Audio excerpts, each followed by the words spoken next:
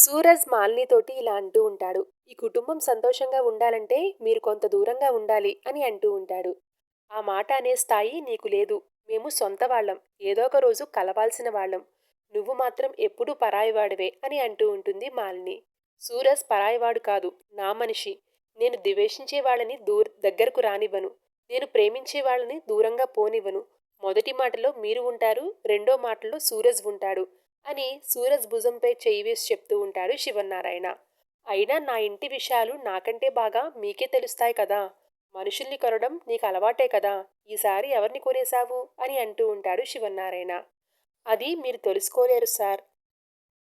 అది మీరు తెలుసుకోలేరు అని అంటుంది మాలిని. అదెవరో నాకు తెలుసు అని అంటూ ఉంటాడు సూరజ్.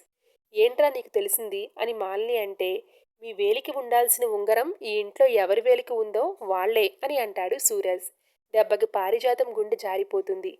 ఏంటి ఈ ఇంటి వాళ్ళ అని దశరథ్ అనడంతో, అవును సార్, ఆ ఉంగరం పారిజాతం గారి వేలికి ఉంది అని చెప్పేస్తాడు సూరజ్. ఆ మాట చెప్పగానే శివన్నారాయణ పారుని చంపేసేటట్టుగా చూస్తాడు. అవును సార్, ఇదే ఉంగరం వంటల పోటీ టైంలో మాలిని గారు నాకు ఆఫర్ చేశారు. నేను తీసుకోలేదు. ఇంతకు మించి నేను చెప్తే బాగుండదు అని అంటాడు సూరజ్. దాంతో మాలిని, అవును, నాకు తనే చెప్పింది. తనే అబద్ధ తనే అబద్ధాలేం చెప్పలేదు కదా, నిజాలే కదా చెప్పింది అంటూ పారిజాతాన్ని బుక్ చేసేస్తూ ఉంటుంది మాలిని. అవన్నీ నిప్పులాంటి నిజాలు. సరిదిద్దుకోవాల్సిన నిజాలి. ఇప్పటికైనా సరిచేసుకోండి అని అంటూ ఉంటుంది మాలిని. ఆయనకి ఎవరూ చెప్పాల్సిన పని లేదు అంటూ సూరజ్ అంటూ ఉంటే, దాంతో మాలిని, అసలు నువ్వెవడ్రా అన్నిటికీ అడ్డుపడతావు అని అంటూ ఉంటుంది.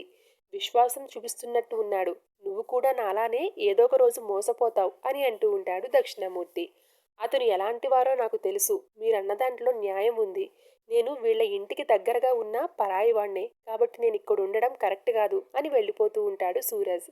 శివన్నారాయణ ఆపే ప్రయత్నం చేసినా కూడా, క్షమించండి సార్,